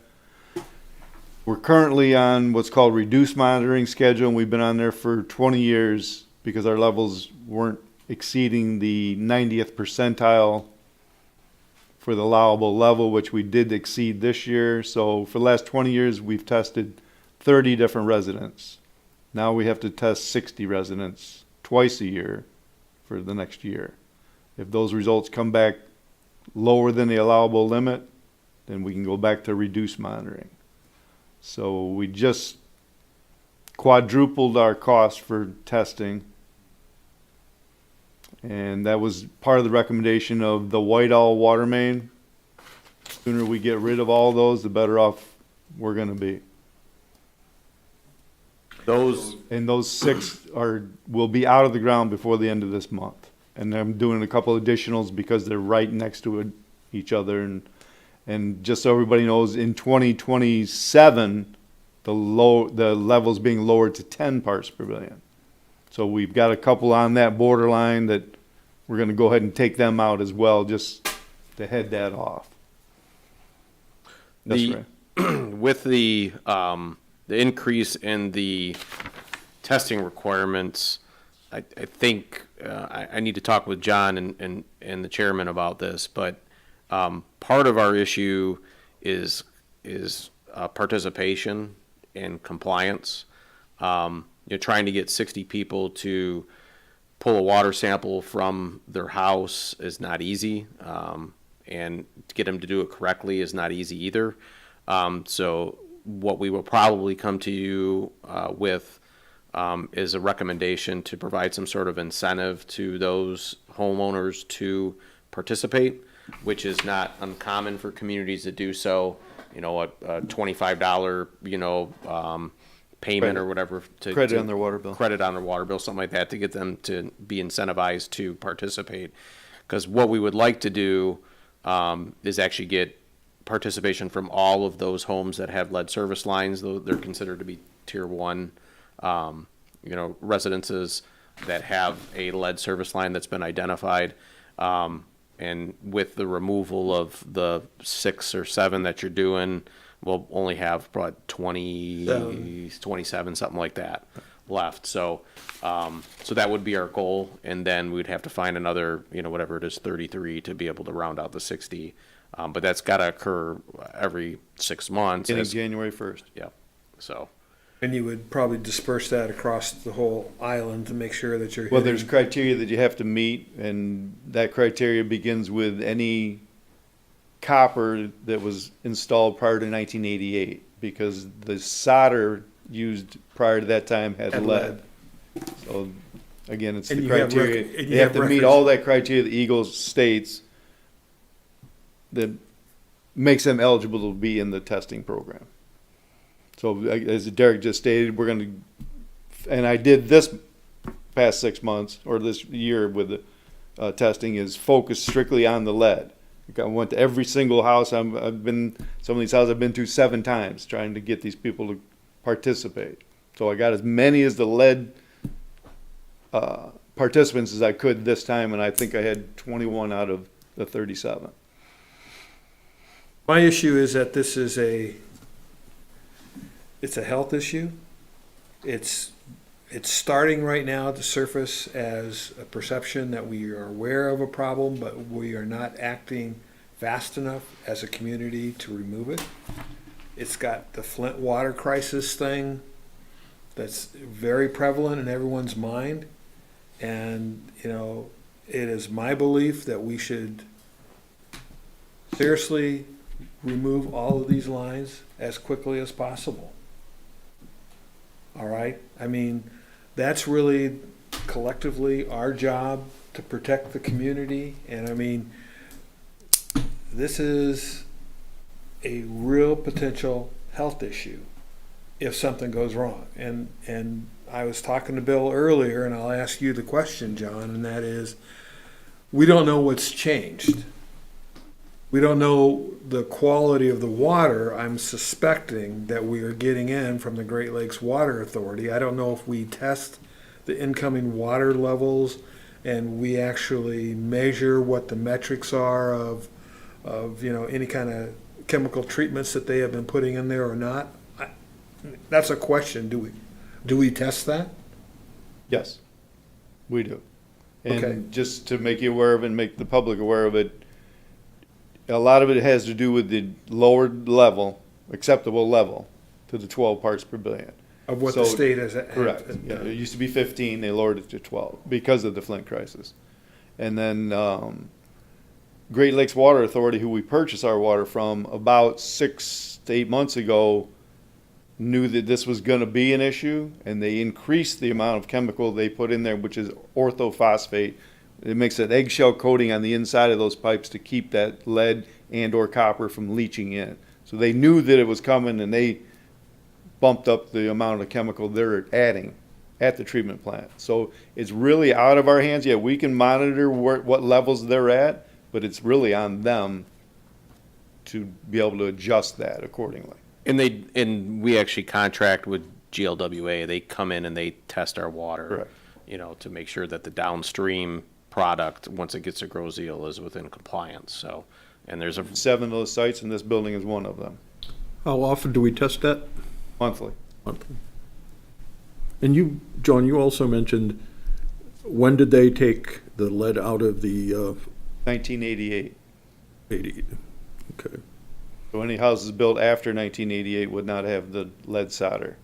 Is that assuming that the plumber has the new solder in the Yes. box? You're right on, Kevin. which, not to get too in-depth into this, but, once those lead service lines are gone out of the system, now it becomes an issue of lead in the home, which I don't know exactly what's going to happen with that. If you're sampling a home and there is no lead service line and it turns up hot, well, now where is the issue at? We asked them twice on the conference call, or I did, asked them twice about that, and they said, you still have to test them, and we'll go from there. Because that was my concern, is now you've skewed the whole township results because of something's inside the house. You already made us and all of us as taxpayers pay to take it into the house with the new line. Now what are we gonna do, right? And that's why the notice that was put in your packet and that was required by the state for us to distribute, they would now not allow us to make it unique to those 6 residences that turned up hot, or unique to those homes that have lead service lines, which is really what's impacted, or we were impacted by these hot tests on. They were all lead service lines. So, because they have an understanding that it's a potential risk for any home that has plumbing that might have lead solder in it. So that's why they're using this as an educational tool, an event to educate the entire public about lead and service lines, even though right now the issue is those lead service lines that have the higher risk, right? Right. But if they bumped up the chemicals that they put in from Great Lakes Water, Water Authority, Association, yeah, then that should hopefully take care of what is in the home already, Correct. right? As long as you don't change any plumbing, because it's like an eggshell. Once you break that eggshell, now it takes 30 days to get it back again. Yeah, But it's also faucets. It's not just solder. Right. right. You know, there are other things in the home, galvanized pipe, things of that sort, so that can contribute to the issues. So, yeah, I think, Mr. I would Biddle, like to add one thing, if you don't mind, Derek. Go ahead. So, Ray, I'm with you, and the minute that I even think there's an issue, it comes out of the ground. And right down to previous administration wanting to fire me because I'm doing the right thing, right? Right, So absolutely. we're diligently getting them out of the ground as soon as we can. I already told them double next year's budget, so they gotta go. So we're working diligently to get them out. Well, and Derek, correct me if I'm wrong from what you said earlier. I mean, this is a revenue-based issue with water, right? So, I mean, if we have to increase the budget to replace these lead service lines, right? Yeah, if in the upcoming fiscal year budget, the DPS commission recommends a budget that has the appropriate, funds in it to remove every single water line and, lead service line in the system, then that's To what be it done. is. And Mr. Chairman, that's what I'd like to propose. Like to make a motion that we do that? I'd like to make a motion that we put in the budget, next year's budget, that we replace all the lead service lines. May I ask a question, John? Would you tell us again how many lead service lines there are There's After the end of this month, you'll have about 23. on the whole island? Correct. What's the average cost per one? As Derek stated earlier, it depends on, so it's called short side, long side. Short side means the water main's on your side of the house, so you're looking at 50 to 60 feet to get into the house. If it's across the street, double it. So anywhere from $4,000 to $8,000. So, okay. I would second that. And currently, we have 70, I believe. Yeah, so it's 70,000. $115,000 at $5,000 a piece. So, I mean, if you have 70 in the budget, if you want to spend the budget limit this year to remove Well, them. we're doing that. We already talked about that. So it was moved by Biddle and seconded by you, Kevin, Yes. that we put in next year's budget enough money to eliminate all the 27 or whatever number of homes it is that still have lead water lines, according to our records. cheapest insurance that we can. So that's a motion Thank you, that Ray. was made. It wasn't on the agenda. And I suppose we can always make a motion like that because it's not immediate. We're gonna have to vote on it again at budget time.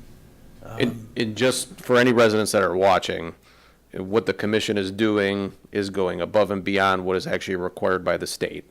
What is the deadline that we have to replace all lead? 2037. So 2037, that is when we have to have them all replaced.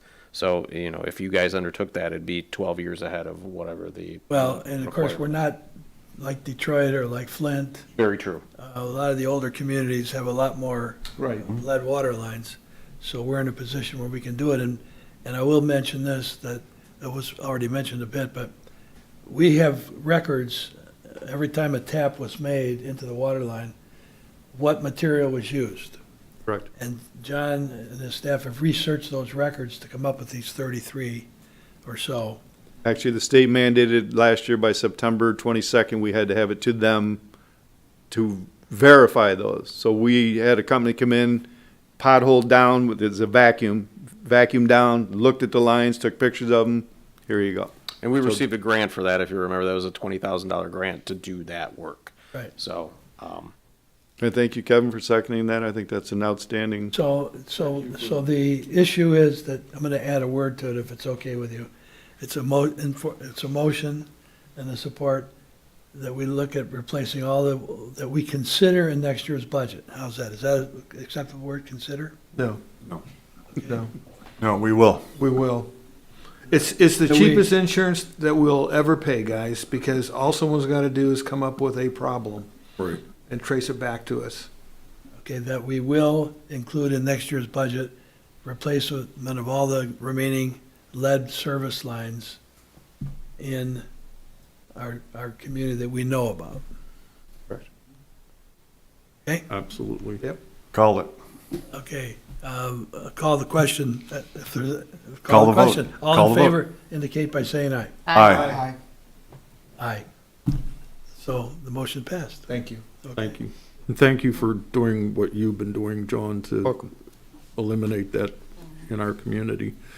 I do have one question that I think some people that might be listening, what is the best way to eliminate lead in or eliminate the possibility, assuming let's say you live in a newer home, how can you filter that to remove lead or other heavy metals for that matter? So they'd have devices, and that's the ones I'd handed out to each one of the customers that had exceedance levels higher than the 12 parts per billion. They have a point of use device that goes right onto your sink. And So you have and can you buy that at? Home Depot, that's where I bought them for our Awesome. customers. Great, thank you. to add to that also, if you go to growzeal.com, under the DPS link, there is a whole new section we added just this week about lead in drinking water and ways to protect yourself and things you can do, like filters and whatnot. And let the water run for a precautions. few minutes. If you don't have a filter, let your water run for a few minutes to get that lead out of there. Has either one of you seen anything, any videos that our state or other states have put out on this that might be helpful to the people that are listening? And You have the links right on the website. on your website? Our Yes. Great, Yep. that's awesome. And Thank you. Department of Health and Human Services was involved in this as well, and they provided a lot of more information for anybody that has any questions. Yeah, on the they're website. very willing to do community outreach as well. I was on Zoom call, I think, yesterday about it, and they're more than willing to do, on-site events, to allow people to ask questions and to inform people. So maybe it's something we take a look at, setting up. So, Getting the links on the website. well, I mean, they'd all actually offered to do a community, Right. an Hands-on. event here at the community if we chose to do that. Like through a communication commission or something. Okay, are we done with that topic? Are we done with that topic? Yes. So we'll move on the agenda to the chairman's report. Basically, I have two items I wanted to discuss. First is, I think it's on page 68. I talked to Derek, and he said, have at it if you want. So I prepared a letter dated, it was dated October 9th. We'll have to update that date as of today, make it the 14th, if we approve it. But, so the letter is to Aladeo Akinyemi, I probably murdered that name, who's the director of Wayne County's, he's the director of Wayne County Public Services. And copies go to, if you look on the second page, Steve Shea and Joe Tomasek, who are, and our Commissioner Joe Palomaro. Steve Shea and Joe Tomasek run the roads division, and they're the ones that redid Meridian Road. So I thought it would be smart on our part to try to further our relationship with Wayne County, to send them a letter expressing our gratitude for the job they did. So you've all had a chance to look at it. I know there's one error in the second paragraph where it says that our compliments to the efforts of Grosse Hill residents who in November. So here's my motivation. See where the who in, that has to be part of a sentence. I wanted them to know, because I think they're all new faces. They weren't around in 2023 with the county. If they were, they weren't in a major role. I think that we approved the 1.4 mil tax levy on ourselves for 15 years. And in that, we've done most of their road work. And I wanted them to know that. And that we're grateful what they did on Meridian Road. And I think the issue there was they got the job done within 2 weeks. They tried to accommodate traffic as best they could. And they did a good job. And it looks good. It drives good. So I wanted to thank them for a job well done. Then if you go to the last paragraph, we are grateful for the work done by on Meridian Road and look forward to working with the county for the rebuilding of 3 bridges in the interior of the island.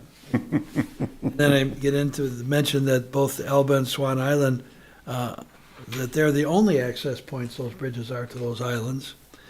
And we still don't have an answer on our letter of a year ago on the bridges. We still don't have an answer on that. But that went to different people. So that's the motivation behind the letter. And it seems I had another point I wanted to make on that, but that's basically the motivation. Does anybody have a thought on the letter? Yeah, Great. I Good think job. you ought to add Joe Porcerelli in there. Oh, as supervisor, okay, we'll add Joe. Derek, you getting this? You see that second paragraph, the who in that's hanging out there? So we're gonna add Joe Porcerelli. He should probably be the first one to receive it, right? Before your name? Copy? Hey, you could do it alphabetically. There's a lot of Josephs in there. All right, so I guess I'm just looking for affirmation. Does everybody agree with the tenor of the Great letter, letter? yeah. I think the letter was great. Lenny? Yes, sir. Okay, so I guess we're gonna mail that, and I'll come in and sign it tomorrow or the next day. One more question. Do you want to add Warren Evans' name? Oh, that's a CC? great idea. You know, that way, you know, he gets to applaud his guy for doing such good work. So why don't we, that would probably take us a long way. Before Steve Shea's name, add Warren Evans. Does the deputy, didn't he come out here? Warren Evans deputy also. Who would that be? I would murder his name too. Well, anyway, Warren would be good to add. That's a good Yeah. suggestion. Very good suggestion. Okay, so that's one item. And then the second item is begin discussion on the road improvement projects for next year. And I know, of talking to Derek, he doesn't have an estimate of how much money we're gonna have. It could be $500,000, maybe 600,000, something like that. I think that Derek's preference, and I'll let him speak to it, is I'd like to put it mostly into concrete work. And the only asphalt road that I feel is strong is the section that Ray brought up of East River Road. So from Ferry to at least Macomb. And there was a thought that what we did years ago on East River to get them to do something, I think this was John's idea years ago, we offered them money. They said, we'll give you $50,000 to pay for asphalt if you guys will do the work. And that might be something on the table that we could throw. Anyway, it's gonna be up to you to put the program together, and I'll let you explain what your thinking is. Yeah, with the asphalt road, if we could do something like that, especially if they were willing to give us, 3 or 4 inches rather than a 2-inch mill and fill, that would be preferable. So we can approach the county about that. With regards to concrete, we've always got concrete work that we can do, and I know that there's a couple areas that were left over from this year's project list that we would like to get to, and that would be on Park Lane there, right in front of the elementary school. We didn't get to that just simply because there was just too much construction going on with them trying to finish up for the school year. I know that there is some concern, and there should be concern about extension of contracts, but I would encourage working potentially with the existing contractor that we have to extend their contract if they're willing to hold their prices from this year. I think Gaglio was the contractor that we've been using. We've been happy with them. I think there were 8 bids that we received for the concrete project this year, and they were substantially lower than everybody. So if they were willing to hold those prices, it could allow them to start immediately in the spring to start doing work if we can budget for concrete work next year. And those unit prices were very favorable to get a lot of work done for us. So, keep an open mind to that idea, because if that's possible, that, might be good for us, for our budget, and also to get the work done quickly.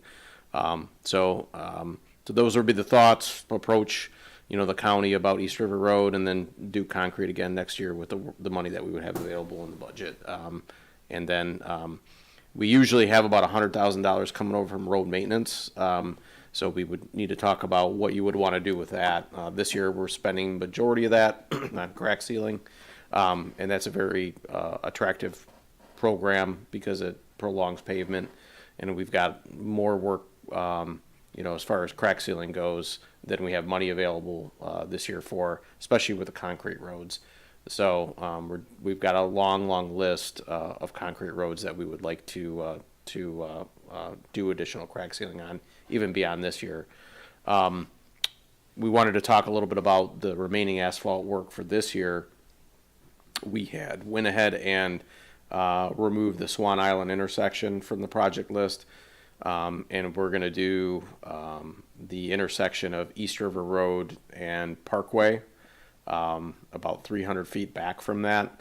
And then that leaves us to about 700 feet of additional roadway that we can work on. Following the DPS meeting, I met with Rains about moving over to Bellevue and doing the section that was conversed about at our last meeting. Since that point in time, though, John and I have had conversations about taking the work that we were planning on doing on Bellevue and actually moving it down on Meridian north of Bridge Road. So there's some very poor pavement in that area that I don't believe the county will probably be getting to anytime soon. That really is in worse condition than the areas of Bellevue. So that was what we had talked about to finish out the project funds for this year, is not doing Bellevue and moving to that section of Meridian. So those are the thoughts for the remainder of this year and for next. So just, I guess, keep those in mind, and if you have any other suggestions, feel free to let us know. So I think that's a good move on Meridian, north of Bridge. You're familiar with that area, Kevin? The two bad spots, John, one is past Voight, right? They're both past Voight, north of Voight. And do you have any further description of where they are that you can give, or? The first one is just north of Paulina, and the second one is just south of Park Lane and Meridian. And I think One will be full width and one's northbound lane. single lane, yeah. Okay, well, I think that's great. Is everybody else okay with that? Okay. Anything else on? That's it. So you're gonna, at some point, bring back the road issue, and I don't know if you'll be in a position. It might not be until we start talking about budgets. We'll have a better idea. The construction season will be over with. We'll have a better idea of what funds we have available, and then bring back a proposal and budget for it in the Yeah, upcoming budget year. so, the key to getting good bids on road work is to bid it in February or March, not any later than March. Right. So, the one area that I would suggest is that we already know Park Lane in front of the middle, or the elementary school, is gonna need a lot of work, and they can't start that till school's over. Grays continues to have problems there's plenty of work to do on Gray still, and that's a heavily used road. That's after school is Yep. out too, so. And there's plenty of sections north of Church that still need to be done, and south of Church too, so. Can I add, Yeah, you mentioned, this is an issue, and I've brought it up before, the idea of, I'm trying to understand the advantage or disadvantage of rebidding versus not rebidding. And so you're suggesting that we go with the low bidder that did work this year and ask them to give us the same price next year, Extend their contract. extend their contract. Yeah. And my question is, does the price of concrete vary like the price of oil? No, it pretty much consistently goes up, Okay. and especially the past couple of years. And so the advantage to not bidding it out again is you think the price will be lower? Or Likely the price will be the same? The price would be the same as what it is now. If you rebid, you could run the potential of having an increased cost. And then also there's a cost to bid. Especially a project like that, rains is involved. So at a bid like that, you could have a cost anywhere from, $6,000 to $12,000 just to bid the project. So you would save that cost if you didn't rebid as well, so. And it's not a huge project, so, that cost to bid it gets spread across a very small project. You're talking, probably if we have $400,000 in concrete work, that's a very small project as it relates to concrete. So to go through that for that small project, Right. it might not make sense. What I'm trying to do, or my goal is, or the question is, that the timing, when is it the right time Yeah. to rebid, those kind of things. I appreciate you explaining this, and One other thing worth mentioning too is if you look at the bid sheet and the low bidder was so substantially lower than everybody else, you've got a pretty good idea that you've got a good deal, right? And if you had a lot of bidders like we had 8 bidders and they were, way far below everybody else, you would want to, I think it bodes well to continue that bid because you've gotten a good price, and that bid result indicates and illustrates that, right? So Quality of work as well. that too, and if it proves to be that they weren't just a low bidder, but you were actually happy with their work, everybody can put a low price on it if they're going to do crap work, but I think we've been pretty happy with the work that they've done. So one other advantage, Kevin, as far as road work is concerned, you got a contractor you can rely on, and you can say, we got all this other work, and they know they can start as soon as spring comes, where they can't get at other projects yet, they might extend their price. Right. There's a better chance of that if they can get. we saw that Even this past start year, in- correct? Even starting the end of March, Yeah. it's April, whereas a lot of, like asphalt's not gonna start till mid-May. So, there's all those things, and we got a good bid, so. I think you said that, and Derek said that in the bids that, for the work this year, were very, very competitive, and so I'm just, I like the idea of explaining to the community why we're doing it the way we're doing it and not rebidding necessarily. We don't know if they'll extend their price yet, but Well, no, but the know? explanation makes sense. I don't, and this is just an idea. I'm not. I don't think a decision's been made or anything like that. It's just throwing the idea out there. And you gotta ask, Yeah. you just gotta ask. And Well, it's been a discussion on the board, at board meetings, so I appreciate you taking the time to talk about it. Thank you. hey, one final comment on roads. I know it's been dry, we have a drought going on and grass is not growing, but as you drive around the community, John, I gotta compliment you, you and your crew. They've been hit mowing, areas that haven't been mowed in years. The road sides, that's our responsibility. I mean, it's really Wayne County's, but they won't come out. And you're doing an excellent job, John. Thank you. Things really look good around town. The town looks clean, if nothing else. It does. And my compliments to you for that. Thank you, Bill. And your guys. That's all my comments. Now we'll go around the table. We'll start with Kevin. Anything else? I agree with you. It does look very nice, John. Thank you. Linda? Yeah, I'm loving Meridian, and yeah, everything's good. Phil? Nothing else. Ray? No, I'm done. And Lenny? No additional comments. Huh? No additional comments. All right, how about a motion to adjourn? Do you have any comments, John? Anything else? No, sir, thank you. You're done? A motion to adjourn at 21:12. Second. Supported? All in favor indicate by saying aye. Aye. Aye. If anybody's watching, thank you.